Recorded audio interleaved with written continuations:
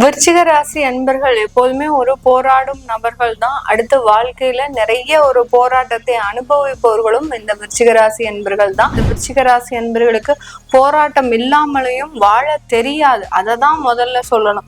ஏதாவது ஒரு சுவாரஸ்யமான ஒரு சம்பவங்கள் இவர்களுடைய வாழ்க்கையில நடந்துகிட்டே இருக்கும். அந்த சுவாரஸ்யம் இல்லாம, ஒரு த்ரில் இல்லாம, ஒரு அட்வென்ச்சர் இல்லாத ஒரு வாழ்க்கையே இந்த விருச்சிக ராசி என்பர்களுக்கு கிடையவே கிடையாது. இந்த மனம் போன போக்கு அப்படின்னா கால் போன போக்குலதான். எல்லாம் சிவமயம்னு சொல்றதுக்கு இணங்க இந்த விருச்சிக ராசி என்பர்கள் இந்த மாதத்துல பாத்தீங்கன்னா சிவபெருமான் கோயிலுக்கு அப்படி விழுந்து விழுந்து நமஸ்கரிக்கக்கூடிய ஒரு நேரம். நிறைய பிரச்சனைகள்ல இருந்து வெளியில வரக்கூடிய ஒரு தருணம். குடும்பம் சம்பந்தப்பட்ட பிரச்சனைகள் இவர்களுக்கு இருக்கு, இல்லைன்னுலாம் சொல்லல. 8ஆம் இடத்துல குடும்பஸ்தானாதிபதியே அங்க 8ஆம் இடத்துல போய் இருக்கிறாரு. இப்போ அங்க களத்திராதிபதியும் அங்க 8ஆம் இடத்துல சேரும் போது இந்த விருச்சிக ராசி என்பர்களுக்கு மனைவி, கணவர், குடும்பம் சம்பந்தப்பட்ட பிரச்சனைகள்லாம் இருக்கு, இல்லாமலாம் இருக்கவே இருக்காது.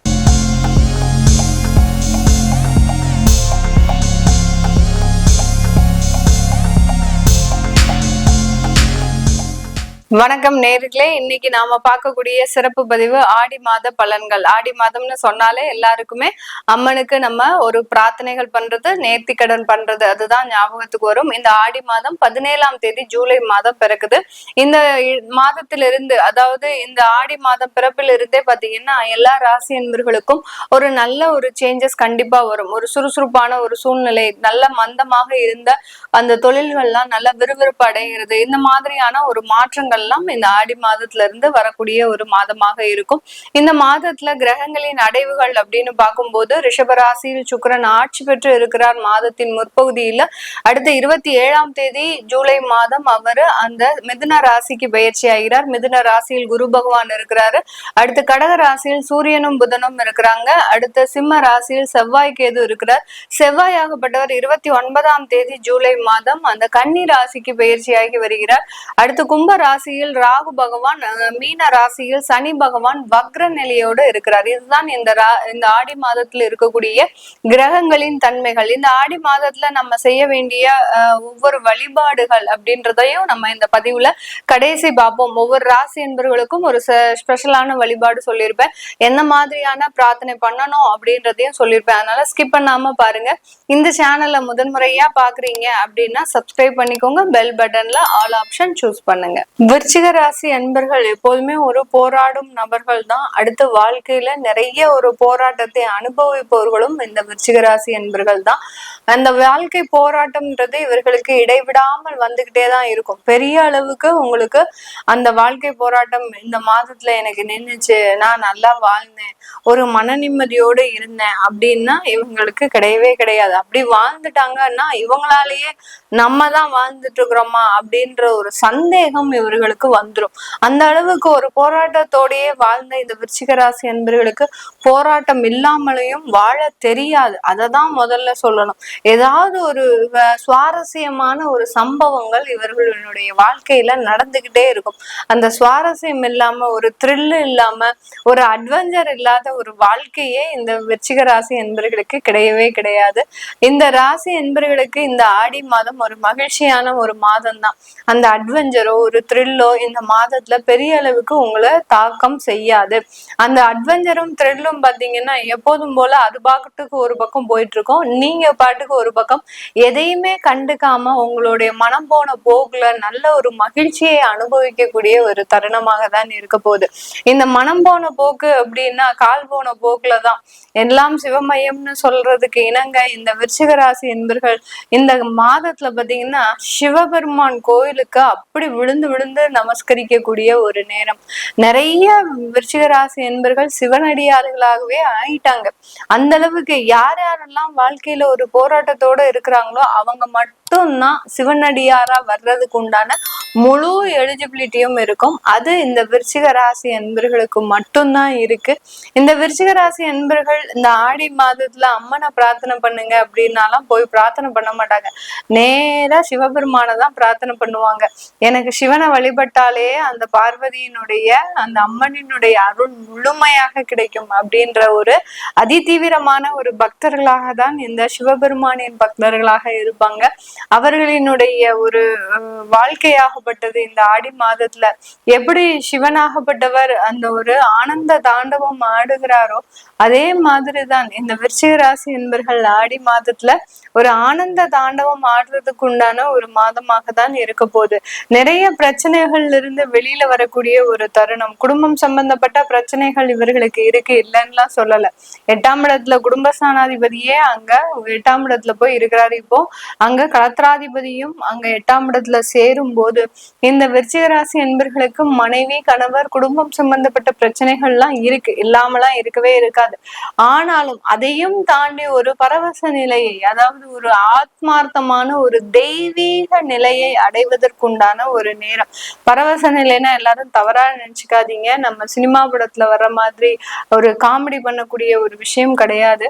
அந்த தெய்வீக நிலைன்றது இந்த விருச்சிக ராசி என்பர்களுக்கு அதிகப்படியாக அமைகின்ற ஒரு நேரமாக தான் இருக்கும். ஈஷா யோகால, அதாவது நம்ம சத்குரு அவர்களினுடைய யோகா பயிற்சி மையத்துல பாத்தீங்கன்னா நிறைய விருச்சிக ராசி என்பர்கள் தான் இருப்பாங்க.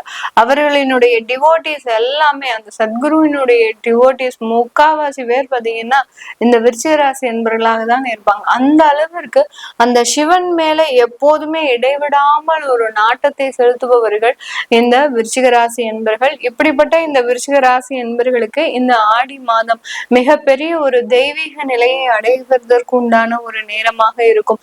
தெய்வீக நிலை எப்போ வரும் அப்படின்னு கேட்டீங்கன்னா, உங்களுக்கு பிரச்சனைகள் 1000 இருக்கட்டும், 1000 இருக்கட்டும், கோடிக்கணக்கான ஒரு பிரச்சனைகள் இருக்கட்டும், அந்த பிரச்சனைகள் எல்லாம் மறந்து நீங்க ஆத்மார்த்தமாக தெய்வத்தை பிரார்த்தனை பண்ணும்போது அந்த தெய்வ சொரூபமே உங்களுக்குள்ள ஒரு உயிர்த்தெழும் போது அந்த தெய்வீக நிலைன்றது மிக பெரிய அளவுக்கு உயிர் எழுக்கக்கூடிய ஒரு நேரமாக தான் இருக்கும். சில பேருக்குலாம் பாத்தீங்கன்னா திடீர்னு இருந்தாப்புல வீட்டுல அது ஒரு ஒரு அதிர்வுகள் கண்டிப்பாக இருக்கும். இதை நீங்க உணர்வு பண்ணிட்டீங்க அப்படின்னா கீழே கமெண்ட் பாக்ஸ்ல பதிவு பண்ணுங்க. யார் யாருக்கெல்லாம் இந்த மாதிரியான ஒரு ஃபீலிங்ஸ் இருக்கு அப்படின்னா, எனக்கு கண்டிப்பா இருக்கு மேடம், எங்க வீட்டுல எனக்கு இந்த மாதிரியாக தான் இருக்கு, ஆனா யாருமே சொன்னா நம்ப மாட்டேங்கிறாங்க அப்படின்ற மாதிரியாக எல்லாம் நிறைய விருச்சிக ராசி என்பர்கள் தன்னுடைய மனதுல மாத்திரம் இந்த போராட்டம் கடுமையாக இருந்துகிட்டு இருக்கும்.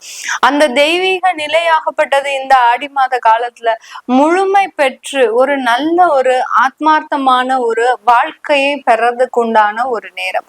உங்களுடைய ராசி அதிபதி 11ஆம் இடத்துல வீற்றிருக்கிறதுனால 10ஆம் இடத்துல கேது பகவான், 10ஆம் இடம்ன்றது கர்மஸ்தானம், அந்த கர்மஸ்தானத்திலேயே அந்த கேது பகவான் தனித்து இருக்கும் போது இந்த மாதிரியான ஒரு ஆன்மீக சூழல்ல மிகப்பெரிய அளவுக்கு வெற்றி பெறக்கூடிய ஒரு நேரமாக தான் இந்த விருச்சிக ராசி என்பர்களுக்கு இருக்க போகுது. இந்த விருச்சிக ராசி என்பர்கள் ஒரு 22 வயதுல இருந்து 27 வயது வரைக்கும் இருக்கிறீங்க அப்படின்னா, இந்த காலகட்டம் நீங்க குடும்பத்திற்காக மிக கடுமையாக உழைக்கின்ற ஒரு காலகட்டமாக தான் இருக்கும். அந்த குடும்ப உழைப்பாகப்பட்டது அந்த காலத்துல, இந்த காலத்துல நீங்க உழைக்கக்கூடிய உழைப்பாகப்பட்டது ஒரு ரத்தம் சிந்திய ஒரு வியர்வையாக தான் இருக்குமே ஒழிய மிக சாதாரணமான ஒரு உழைப்பாக இருக்காது. அந்த குடும்பத்திற்காக ஒரு தியாகம் செய்யக்கூடிய ஒரு நபராக தான் இந்த விருச்சிக ராசி என்பர்கள் இருப்பாங்க. ஆனா அந்த குடும்பத்துல இருக்கக்கூடியவர்கள் உங்களை ஏமாற்றும் ஒரு நபராகவோ, உங்களுடைய கூட பிறந்தவர்கள் உங்களை புரிந்து கொள்ளாத ஒரு நபராகவோ தான் இருப்பார்களே ஒழிய மிகப்பெரிய அளவுக்கு சாதகமாக இருக்கக்கூடிய ஒரு நபர்களாக இந்த விருச்சிக ராசி என்பர்கள் இருக்க மாட்டாங்க.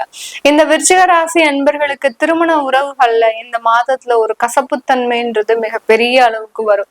நான் முதல்லயே சொன்ன மாதிரி குடும்பம் சம்பந்தம், அடுத்து திருமணம் சம்பந்தம், அடுத்து பாத்தீங்கன்னா கலத்திரம் சம்பந்தப்பட்ட பிரச்சனைகள் கண்டிப்பாக இருக்கு. அதையும் மீறி ஒரு மகிழ்ச்சியான ஒரு தருணத்திற்கு இந்த விருச்சிக ராசி என்பர்கள் பயணிக்கக்கூடிய ஒரு காலம் தான் இந்த காலகட்டம். திருமண உறவுகள்ல, அதாவது புதிதாக திருமணம் ஆயிருக்கு, திருமணமாயி 3 மாதம் தான் ஆயிருக்குது அப்படின்றவங்களுக்கு இந்த காலகட்டம் மிகப்பெரிய ஒரு நெருக்கடிகள் வந்து சேருவதற்குண்டான ஒரு நேரமாக இருக்கும். ஆடி மாசம் சொல்லி பிரிச்சு வச்சிருப்பாங்க, அந்த பிரிவினையை பெரிய பிரிவினையாக மாறுவதற்கு வாய்ப்பு இருக்கு. அப்போ நாங்க பிரிக்க கூடாதா அப்படின்னு கேட்டீங்கன்னா, ஃபார்மாலிட்டிக்கு ஒரு 2 நாள் பிரிச்சு வைங்க போதும். இப்பெல்லாம் ஆடி மாசம்லாம் நம்ம அந்த காலத்து மாதிரி பிரிச்சு வச்சீங்க அப்படின்னா குடும்பமே பாதி காணாம போயிருது. அந்த அளவுக்கு இப்ப இருக்கக்கூடிய இந்த கலியுகத்துல அந்த ஆடி மாத பிரிவு தான் மிகப்பெரிய ஒரு பிரிவை சந்திக்கக்கூடிய ஒரு பிரிவாகவும் இருக்கு. அதுவும் இந்த விருச்சிக ராசி அன்பர்களுக்கு ஒரு நாள் நம்ம இல்லாண்டிலுமே அந்த குடும்பத்துல 1008 குழப்பம். இந்த ஆடி மாதம் ஃபுல்லாவே நீங்க அந்த வீட்டுல இல்லை அப்படின்னா மிகப்பெரிய குழப்பங்கள்லாம் வந்துடும். அதனால ஃபார்மாலிட்டிக்கு புதிதான தம்பதியர்களுக்கு ஒரு 2 நாள் பிரிவை மட்டும் கொடுங்க. அதற்குண்டான என்னென்ன ஒரு அறிவுரைகள்லாம் சொல்லணுமோ அது எல்லாத்தையும் சொல்லி நீங்க அனுப்புங்க. தாராளமாக உங்களுடைய குழந்தைகளினுடைய பிரிவுகள் மிக பெரிய அளவுக்கு ஒரு பிரிவுகளாக மாறாது. இந்த காலகட்டம் வெளியூர் வெளிநாடு செல்லக்கூடிய ஒரு யோகமான காலகட்டம். அந்த வெளிநாட்டுல இருக்கக்கூடிய பண பிரச்சனைகள் முழுமையாக தீரக்கூடிய ஒரு நேரம். பார்ட் டைம் ஜாபா இருக்கக்கூடியவர்களுக்கு நிரந்தர வேலை கிடைக்கிறதுக்கு உண்டான ஒரு நேரமாக தான் இருக்க போகுது. இந்த காலகட்டம் இந்த விருச்சிக ராசி என்பர்கள் வழிபட வேண்டிய ஒரு தெய்வம் அப்படின்னு பாத்தீங்கன்னா திருச்சியில இருக்கக்கூடிய வக்ரகாளியம்மனை பிரார்த்தனை பண்ணுங்க. திருச்சியில வக்ரகாளியம்மன்ற ஒரு கோயில் இருக்கு. அந்த கோயில பாத்தீங்கன்னா அந்த அம்மனுக்கு கூரைன்றது கிடையாது, அந்த வெயில்லயே இருக்கும். வக்ரம்ன்ற பாத்தீங்கன்னா ரொம்ப அந்த அம்மனுடைய இது பாத்தீங்கன்னா மிக பெரிய அளவுக்கு ஒரு உன்னதமான ஒரு அமைப்பாக தான் இருக்கும். அந்த வக்ரகாளியம்மனை நீங்க பிரார்த்தனை பண்ணும் போது உங்களுக்கு இருக்கக்கூடிய செய்வினை பிரச்சனைகள், திருஷ்டி தோஷங்கள், தேவையில்லாத தொந்தரவுகள், எதிரிகளின் தொந்தரவு, வியாதி தொந்தரவு, இப்படிப்பட்ட நீண்ட நாள் பிரச்சனைகள், கடன் தொந்தரவுகள், இந்த மாதிரியான பிரச்சனைகள் எல்லாமே இந்த விருச்சிகராசி அன்பர்களுக்கு பொருந்தும். இந்த பிரச்சனைக்கு உண்டான தீர்வை அந்த காளி அம்மன் இந்த ஆடி மாதத்துல உங்களுக்கு முழுமையாக கொடுக்கறதுக்கு தயாராக இருக்கிறார். வேண்டிய வரத்தை கொடுக்கறதுக்கு உண்டான ஒரு முழு அமைப்பையும் அந்த வக்ரகாளியம்மன் உங்களுக்கு கொடுக்கறதுக்கு தயாராக இருக்கிறதுனால அந்த ஆடி மாதம் அந்த வக்ரகாளியம்மனுக்கு ஆடி பூரத்தன்னைக்கு தேவையான வளையல்களை சாத்தி பிரார்த்தனை பண்ணுங்க. கண்டிப்பாக உங்களுக்கு ஒரு நல்ல ஒரு மாற்றங்கள் இந்த விருச்சிகராசி அன்பர்களுக்கு முழுமையாக கிடைக்கக்கூடிய ஒரு நேரமாக இருக்கும். உங்களிடமிருந்து விடைபெறுவது உங்கள் ஆஸ்ட்ரோ பூர்ணா. நன்றி, வணக்கம்.